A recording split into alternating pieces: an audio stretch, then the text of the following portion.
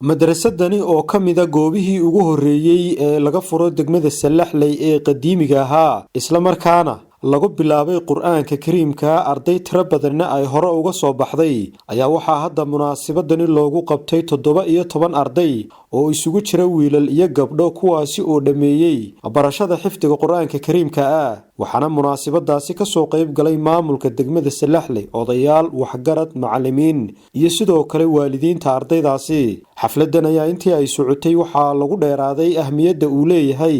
barashada Qur'aanka Kariimka iyo ku camal falkiisa iyo in arintaasi loogu dadaalo ubadka ardaydani baratay xifdiga Qur'aanka Kariimka ayaa waxaa soo dhaweeyay bogaadiyay isla markaana u duceeyay sidoo kalena la dardaarmay macallimiintii wax soo bartay odayaasha iyo waxgaradka degmada Salaxley iyo mas'uuliyiinta degmada Salaxley waxana hadaladoodii kamid ahaa iyo waxaan in xusuusin lahayo kaliya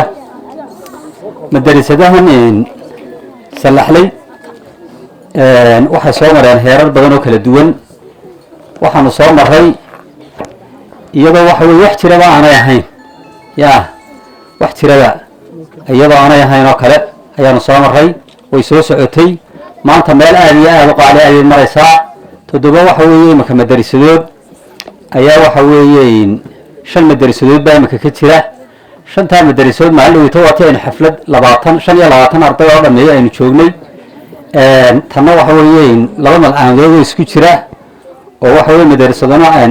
ayaa maanta halkan ku galaya marka aad iyo aad waxa weeye madaaristu ay waxa weeye maanta kor soo noqotay oo ay soo baxday kaliya waxaanu jeclaan lahayn maamulku hawsha inay hay'adda qaataan waxaan horta u ducaanayaa iyadoo ducada waxa weeye mar walba jecel qofka soo raaciyo dhammaan ardayda waxa weeye quraanka raacatay Ilaahay subhanahu wa ta'ala ku sugo qalbigooda Ilaahay subhanahu wa ta'ala geliyo waalidkoodna Ilaahay subhanahu wa ta'ala ka abaalmariyo macallinkii waxa weeyaan ku soo dadaalay ee ardayda heerka soo gaarsiiyay macallinka quraanka su'aal xataa cilmin gaarunba guntiisu hadaan nahay macallimiinta quraanka dhigaysa runtii waxa weeyaan macallinku markuu ardayda u haga buuxdo inuu soo saaro waxa ka culus abaka magarasa dhib badan quraanka dhiga ma jiro xaqiiqatan marka macallinka waxaan leenahay Ilaahay subhanahu wa ta'ala ka abaalmariyo macallin ardayda soo saartay labada macallin ee maanta waxa filayay ardayda waxa weeyaan quraanka ka tintay oo macallin Cabdullaahi iyo macallin Aadan oo dhowr iyo 10 ardayniba waxa weeyaan qayb u leeyahay hablayeennamada labada macallin runtii waxa weeyaan way mahadsan yihiin waana dadaaleen runtii waa xaflad aad iyo aad u qiimo badan oo Ilaahay subhanahu wa ta'ala quraankiisa waxa uu ku yiri la khayra fi kathirin min najwaahum illa man amara bi sadaqatin aw ma'rufin wa islahin bayna an-nas meel ma'ruf lagu soo qaado معروف كون كتابك إلهي كتابك هذا معروف كون شيرة ما شيرة وقارن أنا بلينا يا أربعة القرآن كما يسري تضبيط وك أربعة كتابك إلهي حفتي فانتي منزلة يدرجون وين درجة لقارة تيجي سري سري قارة أربعة الله بلينا يا وايد كتب عي دبدك الريحية واحد وين سودي يارين سوق القارين مدرسة iyagana aad iyo la xaad baan runtii waan bariyaa waxiin marka hore Ilaahay baan mahadnaqaynaa subhanahu wa ta'ala mar labaadna waxaan mahadnaqaynaa macallimiinta ku tabciyay muddada dheer awlaadda halkan fadhida waxaan mahadnaqaynaa kala waalidiintii iyaguna carruurta kala shaqeynay macallimiinta soo barbaarinayay waxaan mahadnaqaynaa dhammaan cid kasta oo ka qayb gashay kaalmaynta carruurtaas waxaan mahadnaqaynaa kala marti sharaftan balaaran halkan fadhida duqii golaha deegaanka degmada Salaxley fadhiya odayaashii magaalada fadhiya macallimiintii baa fadhiyay dhalinyarada iyo waxgaradkii degmada oo dhan Salaxley nasiib badan baa leedahay wax weyn baa ku soo socdo khayr ah maalin walba waxaynu joognaa munaasabad ay ku qalin jabinayaan carruurteennii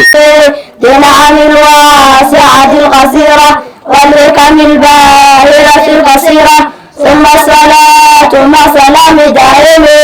على رسول قريش الختم وآله وصحبه الأبرار الحارس المراتب الفخار إلى المديت عن أفضل مرن علما يوصل شك عنك ودرا بسم الله الرحمن الرحيم حافظوا على الصلوات والصلاة الوسطى وقوموا لله قانتين فإن خفتم فرجالا أو ركبانا فإذا أنتم فاذكروا الله كما علمكم ما لم تكونوا تعلمون والذين يتوفون منكم ويذرون أزواجا وصية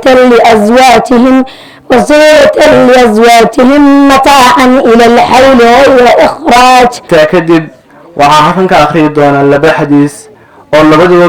ku saabsan yihiin kana hadlayaan fadliga uu leeyahay qofka qur-aanka xafida. xaafid alqur'aan ahlullahi wa khaasatuh min xadiis cabdullaahi bni mascuud radi allahu canhu qaal qaala rasuulu llahi sala allahu calayhi wasalam ina allaha caza wajalla ahlayni min annaas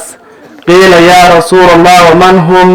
قال هم أهل القرآن هم أهل الله وخاصته. علو الكعب بالهمم العوالي ومنز المار في سهر الليالي ومن رمى العلا من غير كد أضاع العون في طلب المحال تركت النوم ربي في الليالي لأجل رضاك يا مولى الموالي. loo sheegay dhaca oo laga qayb galaa laakiin munaasabadani waa munaasabad ka duwan oo aad iyo aad muhiimad gaara u leh oo aynu ku maamuusayno oo aynu ku sharfayno carruurta yaryar ama ardayda 17 sida macallimiinta noo sheegeen ee halkan qur-aanka ku dhameeyey oo maanta shahaadooyinkii khatimka la siinayo. runtii madarisadani marka laga hadlayo madarasadaha magaalada waa ummul madaaris. bulshada degmada Salaxleyna way uga duwan tahay madarasadaha kale لأن malcaamadan iyo dhismahan bulshada degmada Salaxleyna iyaga gacmahooda ku dhistay intan maxaa qoray deerkii lagu wareejiyay maamulka degmada dhisay. runtii farxad weyn bay noo tahay in lagu kulanno saaka mid ka mid ah munaasabadaha ugu qiimaha badan ee isugu nimaadno. ilaahay waa mahad leh. ugu horeyn waxaan hambaleynayaa ardayda qalin jabisay, sidoo kale waxaan u ducaynayaa macallimiintii tabaca badan runtii gelisay iyo runtii waalidiintii iyaguna dadaalka badan sameeyey. allah idin barakeeyo dhammaantiin. madaaristu waxay ku jiraan runtii waxbarashada ugu muhiimsan ee asaasigeeno ah. way mudan tahay munaasabadan oo kale runtii in la weyneeyo, runtii meeqaamkeeda la dhammaystiro, isla markaana waxbarashada madaarista iyo macallimiinta ka howlgalayba runtii ay noqdaan kuwa ugu mudan aynu mudnaanta koobaad siino marka loo eego waxbarashada kale ee asaasiga ah. sidaa horeba loo sheegay madarisadani waxay ahayd madarisadii lagu bilaabay madaarista runtii degmada.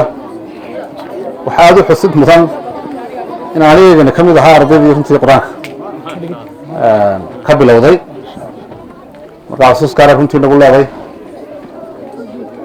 waxaan rajaynayaa insha allah in maxadadii barashada diinigu insha allah tacala ay noo soo kordhi doonaan sanadkan oo ardayda markay qur-aanka dhameeyaan say culumtii kale diiniga ahayd iyo kitaabadii kale insha allah tacala usii wadaan. waxaan ku boorinayaa un waalidiinta iyo runtii macallimiinta dadaalkaa samaysay iyo culimadaba inaynu iska kaashano dhammaanteen sidii madaariista aynu runtii u horumar lahayn, hadday noqoto hoyga iyo hadday noqoto xagga tayada iyo hadday noqoto baahiyaha kale macallimiinta iyo barayaasha runta ay qabaan. annaguna ka maamul ahaan mudnaanta koowaad baan insha allah tacaala siinaynaa. madarisadana saa uu sheegay sheekh cumar wixii qabiyo ka dhismuhu ugu horeeya insha allah taa mas-uuliyaddeeda insha allah tacala naga qaadayna. ciddii kale muxsiniina runtii gacan ka geysanaysa waynu soo dhaweynayna.